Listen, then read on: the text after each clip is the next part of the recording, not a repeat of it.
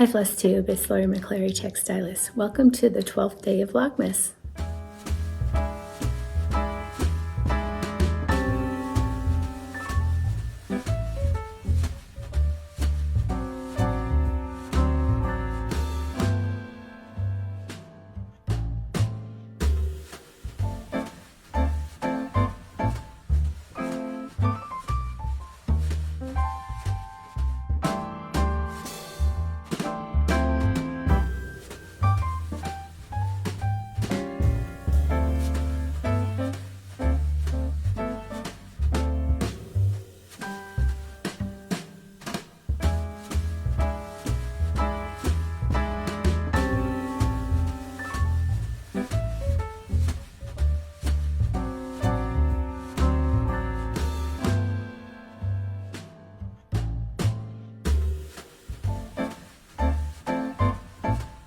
Hi Flosstubies. So yesterday I recorded and uploaded the demo for the wool applique, and I also started recording the demo for the paper Christmas tree. And I'm going to finish that up today. So I'm going to insert the beginning of the demo here. It's going to be more from the point of view, looking down to see what I'm doing. And then once that's played, I'm going to finish up.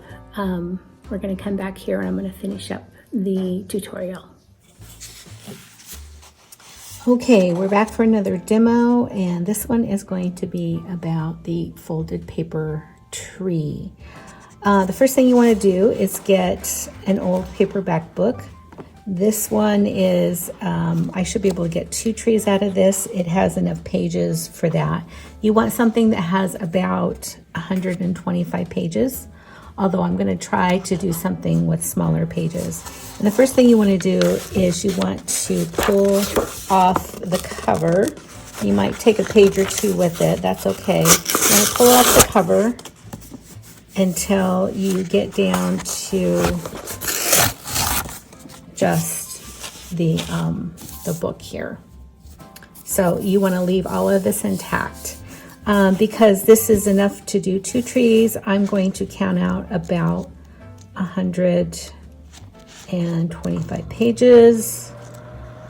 I'm actually going to do about 135 because I pulled off. Actually, I don't think I'm going to take it off. So I'm not going to count out the pages yet. I'm just going to remove whatever I don't use. And it's really simple. You just start. I'm going to take some of these blank pages out too. And the first thing you do is you just make a fold. Here, let me make sure I'm in frame here. You just make a fold and you fold it down to the middle. And just like a paper airplane, you're going to make a second fold. It is important to try to keep your points in good order. You can use your fingernail to fold that down. You can use a pencil. If you have a bone folder from paper scrapping, you can use that.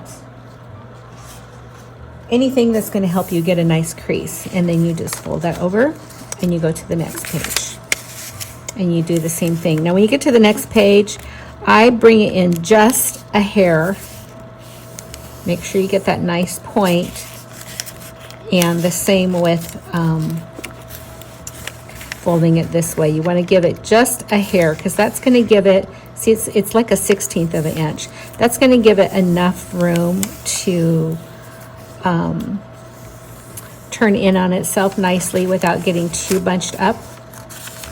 And you're going to go through and you're going to fold about 125 pages. And it's not a quick craft. It is something to do on an afternoon with your kids or your friends. We spent a lot of time chatting when we were making ours. And it seems like it's going to take a long time and then all of a sudden you're done. So I'm going to go ahead and fold these and then we're going to come back. Oh, also, so the tree that I did, I left my corners, but you can turn your corners up and fold them like this. or you can cut them off.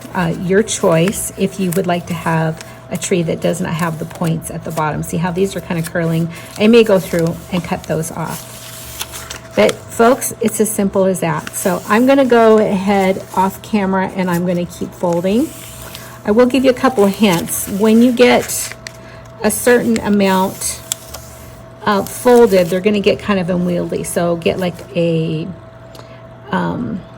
red clip from your sewing, or get a clothesline clip or something that can clip those out of the way, and then do another bunch and then clip those out of the way until you get all 125 or so. It's not an exact science. It's just that's approximately how many I use to get the fullness of the tree that I showed before.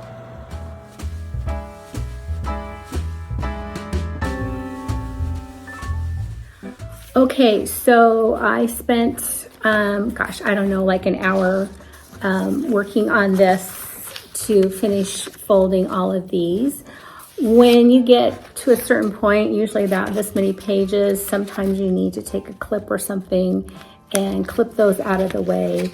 And then don't be afraid to kind of go like this as you go through and fold your pages, just to give you a little bit of room to be able to fold them without having problems. So I left the last two here. So I'm going to fold those now. And just gonna lay this down. Now I'm using a hair marker. This is a tool that I use quite often for sewing and quilting and crafts and that sort of thing. My favorite brand is Clover. You can get them where one end just looks like this, or you can get them where one end looks like this, or you can get them where you have both ends. So I'm going to go ahead and do the last two pages here, and then we're going to talk about how to finish this up. The nice thing about this one is I was able to slip this into the very top. If you've started doing this, you know that trying to get that point at the top is a little challenging. This really kind of helps slide in there and do that. And we got one more here. Don't worry too much if some of the pages start to pull apart at the very top or at the bottom, or like the first couple pages. It's going to be fine. Once you connect them together, it's not going to make a difference. So here's my tree, and here's my front and back page. You can see, you know, the end is not perfect, but it doesn't matter because they're going to look beautiful. So I'm just going to take, you can take whatever adhesive you have. You could do Scotch tape. I'm just going to use some clear Kids Elmer's glue. I'm going to put a very light line of glue. I don't need a whole lot. I'm going to put that down one page, and I'm going to take that page and the one next to it, and I'm just going to pinch them together, and then I'm just going to use some Wonder Clips.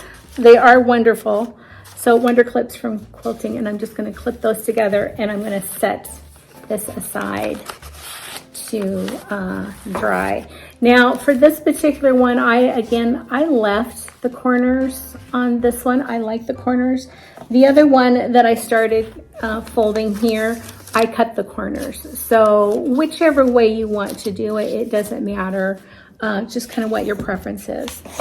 Just to show you what I used for this, I went to the dollar store, whether it's the dollar store or the Dollar General. This happens to be a Dollar General because that's what we have here in Sisters. And I just picked up a word search book, and it was perfect. It's the perfect number of pages. I actually pulled out maybe the last 10 or 12 pages and didn't use them because they were the solutions to the puzzle, and the pages looked different when you folded them, and this is still plenty of pages. In fact, I probably could have stopped sooner. So you can make it as full or as sparse as you like. Don't worry again that they're not all, you know, flowing together, that there might be some spaces where it looks like there's too much. You can kind of fiddle with that later on. So, as I said, you're going to need to let those dry, but while these are drying, I'm going to look at different stems that I can put on here. I just went into my craft room and pulled out a bunch of things that were possibilities. This happens to be an old jelly jar, or it might have been a honey jar. Sometimes you get those in packs, you know, like, well, for the holidays. Sometimes you get those for the holidays or maybe at restaurants. And if I were to use that, it would kind of look like that. So that's really cute. I could even fill that with buttons or jingle bells, and that would look adorable. I also have an old wooden spool. I thought that that might look lovely. And then I have a plastic spool. This is, remember I talked about the thread that I like to use for piecing. That's this thread right here. I could use that as well. And I'm gonna play with that one a little bit. So if you watched the tutorial yesterday, you saw that I used some washi tape to hold down my pattern, and I just peeled that back off. And I was thinking it might be kind of cool if I used that washi tape. I don't know if I have enough right here, but I probably have enough to get a start. And just reuse that and cover up my spool here. I think that would be super cute. So I'm always looking for different ways I can reuse or use up the bits and pieces of things that I have. And oh my gosh, this is so cute. Look at that. Is that not adorable? So I think I'm going to use this. So just to quickly finish off this tutorial, once this is dried, you're going to want to put glue on the top of your, whatever your stand is. The one that I showed originally, we used a candlestick, a glass candlestick, and I think she also got that from the dollar store. So, you know, just put your glue on top of here. You might want to hot glue it. It kind of depends on the materials you're using. And then just set that on there, and you need to set it aside and let it dry before you decorate. Once everything has dried, decide what you're going to put on top. I have some twine here that I might string some jingle bells. I have some red jingle bells. I have some greenery somewhere around here, like little pieces of greenery. I could put like a wreath on here. So many different ways. Several people said when they made them when they were kids that they spray painted them gold. You could spray paint it silver, green, red, whatever, blue if you like to do silver and blue. So that basically is all there is to making the tree, and then, you know, decorate it as you like.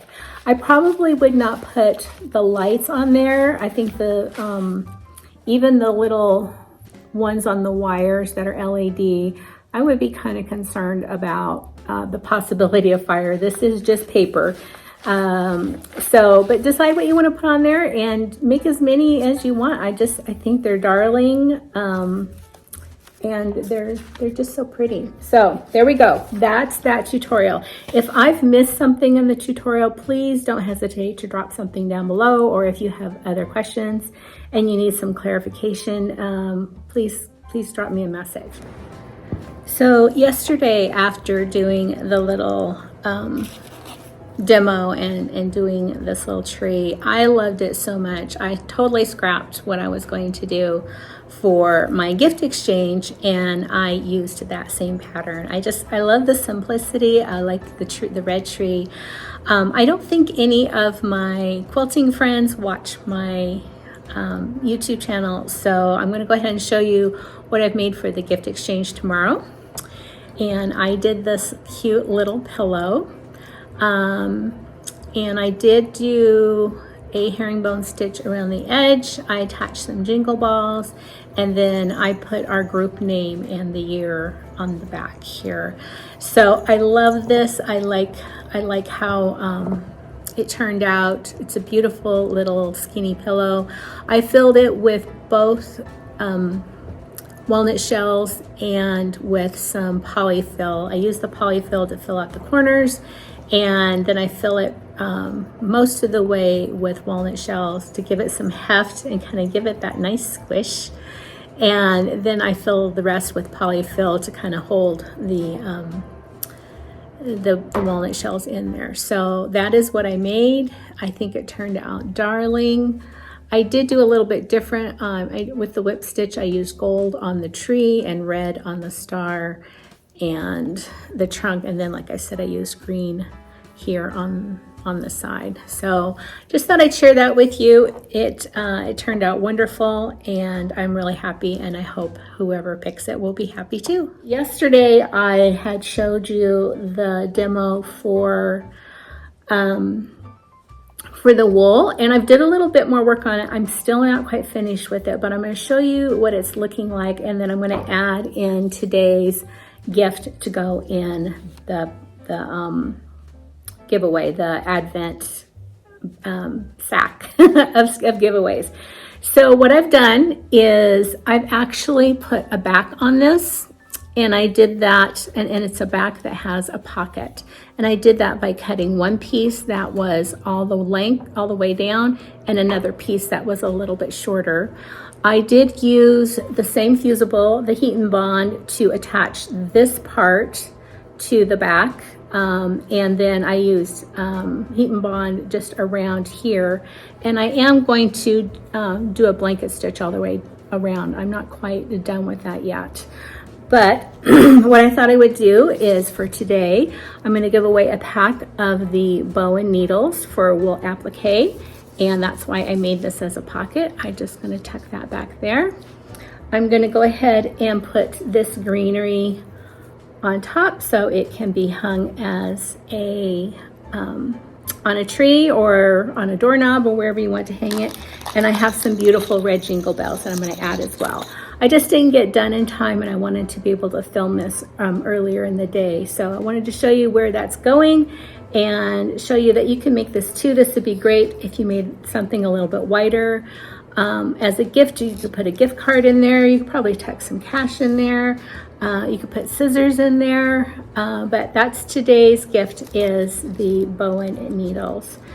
So I hope you liked the tutorial, and I'm hoping that you're having a really wonderful holiday, and we will see you all tomorrow. Bye-bye.